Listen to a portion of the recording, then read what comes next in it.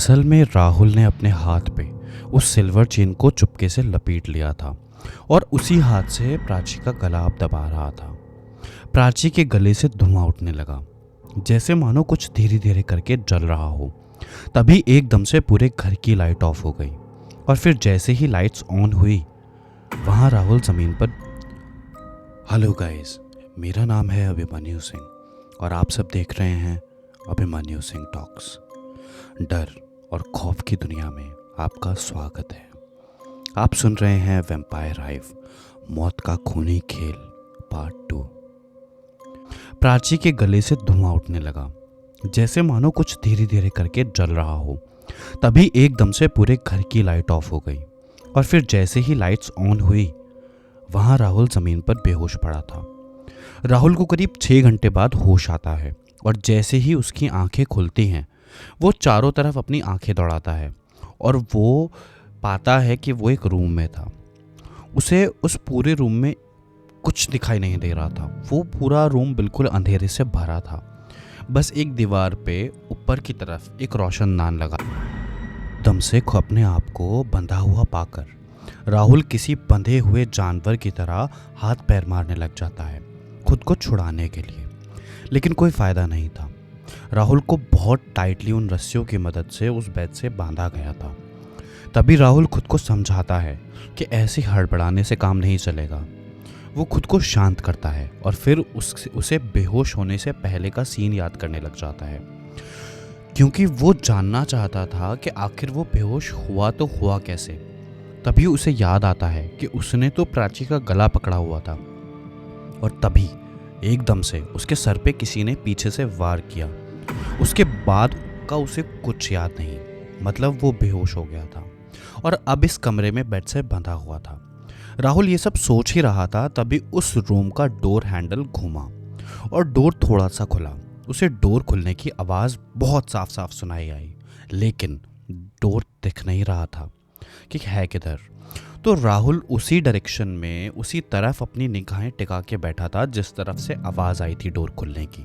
राहुल इतने खौफ में था कि वो पलके तक नहीं झपका रहा था, क्योंकि उसने देख लिया था कि प्राची और उसकी माँ के अंदर सुपरनैचुरल ताकतें हैं और जिसने उसे उस अंधेरे में पीछे से वार करके बेहोश किया था, वो भी कोई प्राची जैसा ही वैम्पायर होगा। राहुल की आंखों से पानी आने लगा, क्योंकि वो डर की वजह से अपनी पलकें नहीं झपका रहा था। तभी एक पसीने की बूंद राहुल के माथे से होकर उसकी एक आंख में चली गई, जिसकी वजह से राहुल को अपनी आंखें, मतलब अपनी पलकें झपकानी पड़ी। और जैसे ही राहुल ने अपनी पलकें झपकाईं, उस 1 सेकंड में वो लाल आंखें वहाँ से गायब हो गईं और राहुल को रूम के गेट बंद होने की आवाज़ आई। एक बार को तो राहुल को लगा कि वो जो भी बाहर खड़ा था अब रूम में घुस गया। वो चारों तरफ घबराकर अपनी निगाहें घुमा रहा था। कुछ टाइम बाद जब राहुल पे कोई हमला नहीं हुआ और उसे यकीन हो गया कि रूम में कोई नहीं है, तो वो थोड़ा शांत हुआ। वो अपने मन ही मन सोच रहा था कि यहाँ से कैसे बच के बाहर निकले। तभी रूम का दरवाज़ा फिर से खुला और इस बार प्राची उसे अंधेरे से बाहर निकल के आई। जैसे ही राहुल की नज़र के सामने प्राची आई, राहुल पानी में से बाहर निकली हुई किसी मछली की तरह छटपटाने लगा और उसे यूं तड़पता और छटपटाता हुआ देख प्राची किसी शैतान की तरह हंसने लग जाती है। प्राची के हाथ में एक कांच का ग्लास था जिसके अंदर सुर्ख लाल खून भरा हुआ था। प्राची राहुल के सामने आकर बैठ जाती है और उस ग्लास में जो खून था उसे सूंघते हुए उसके 1-2 घूंट पीती है और अपनी आंखें ऐसे बंद करती है जैसे कि वो राहुल को बताना चाह रही हो कि वो खून पीकर उसे कितना मज़ा आ रहा है। प्राची राहुल की तरफ देखकर उससे बोलती है, क्यों मिस्टर राहुल, अब बात नहीं करना चाहोगे मुझसे? और ये कहकर ज़ोर ज़ोर से हंसने लग जाती है। बोलो ना मिस्टर राहुल, करो ना अपनी प्राची से बात। राहुल अपना मुंह फेर लेता है, क्योंकि उसे प्राची से घिन आ रही थी। प्राची ये देखकर राहुल से कहती है, ओह क्या हुआ, अब पसंद नहीं हूँ मैं तुम्हें? या फिर ये ताज़ा ताज़ा खून पीते हुए देखकर तुम मुझसे नाराज़ हो गए हो? जैसे ही राहुल के कानों में ये प्राची के लफ्ज़ पड़े, ताज़ा ताज़ा खून, राहुल प्राची की तरफ बहुत गुस्से में देखने लग जाता है। प्राची समझ गई थी। वो अपनी बात आगे बढ़ाती हुई बोली, सही सुना मिस्टर राहुल, ताज़ा ताज़ा खून। और ये खून तुम्हें पता है किसका है? जानना नहीं चाहोगे? राहुल गुस्से से लाल हो गया था। ये ताज़ा ताज़ा टेस्टी टेस्टी खून किसी और का नहीं बल्कि हमारे कॉलेज के प्रोफेसर सर का है राहुल। हाँ राहुल, वही जिन्होंने तुम्हें मुझे घर ड्रॉप करने का जिम्मा दिया था, उन्हीं का है। और ये कहकर वो बहुत जोर जोर से हंसने लग जाती है। पूरे कमरे में प्राची की हंसने की आवाज़ गूंज रही थी। बेचारे अच्छी खासी नॉर्मल ज़िंदगी जी रहे थे। तुम 2 दिन से अपने पीजी नहीं गए थे। उन्हें ये बात पता चली तो वो तुम्हें ढूंढते ढूंढते यहाँ तक आ गए। उन्हें मारने का प्लान तो नहीं था राहुल, लेकिन कहते हैं ना, जो होता है वो अच्छे के लिए ही होता है। अब आ गए थे तो वो मेरी माँ से रुका नहीं गया और उस बेचारे प्रोफेसर का काम तमाम कर दिया। तभी राहुल बोला, 2 दिन? लेकिन मैं तो बस कुछ ही देर के लिए बेहोश हुआ था। ये क्या कह रही हो तुम? प्राची हंसने लगी और हंसते हंसते उसने अपना फ़ोन निकाला और राहुल की आंखों के सामने लाकर उसे फ़ोटोज़ दिखाने लगी, जिस फोटोज़ में प्रोफेसर सर ज़मीन पे गिरे हुए थे और उनकी गर्दन से खून ज़मीन पर बह रहा था।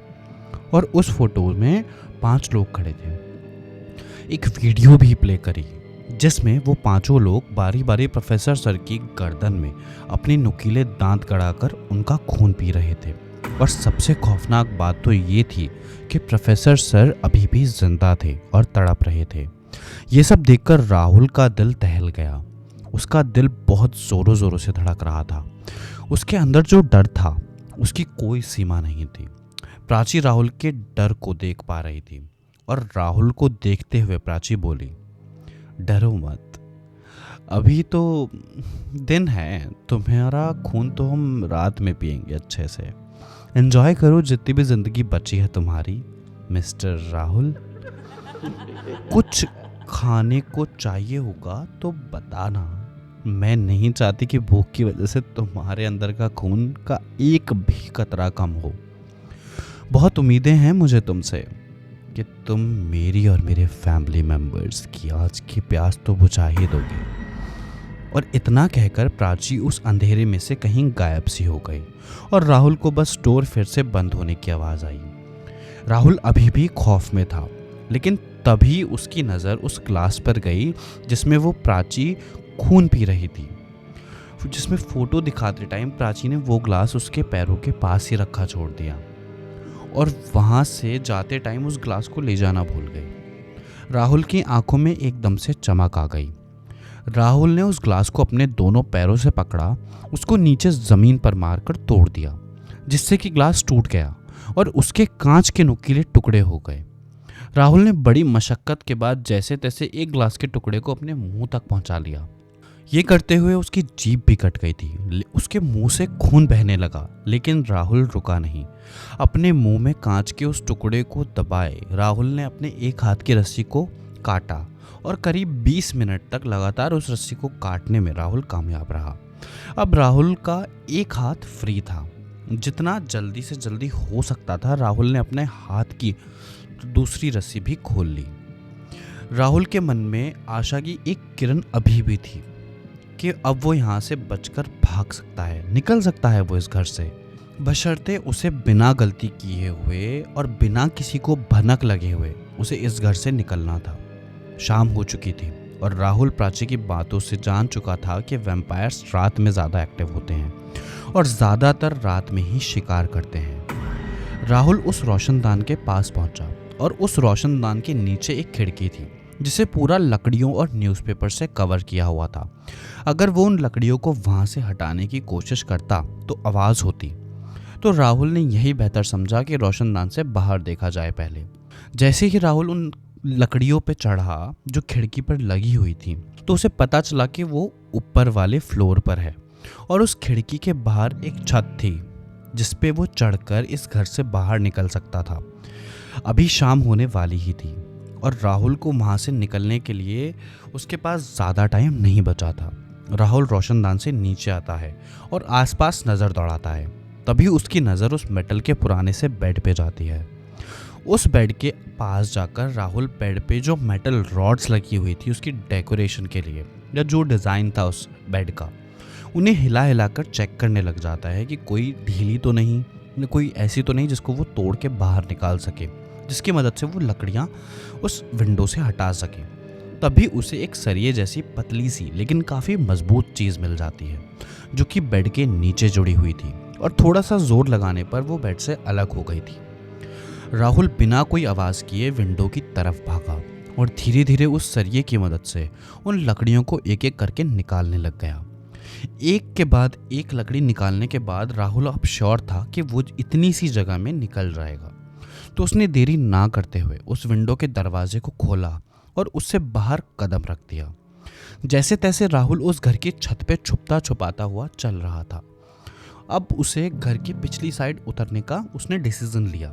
राहुल छत से लटक कर नीचे तो उतर गया, लेकिन अब उसे उसी रास्ते को पार करना था जो रास्ता वो यूज़ करता था प्राची को उसके घर तक ड्रॉप करने के लिए, और वो भी प्राची के घर वालों की नज़र के में बिना आए। अंधेरा होना शुरू हो गया था और जैसे जैसे अंधेरा होता जा रहा था राहुल के माथे से पसीना और राहुल के दिल में डर वो भी बढ़ना शुरू हो गया था। राहुल अब उसी रास्ते पे, जिस रास्ते से वो प्राची को छोड़ने आता था, उस पे भागे जा रहा था अपनी पूरी जान लगाकर।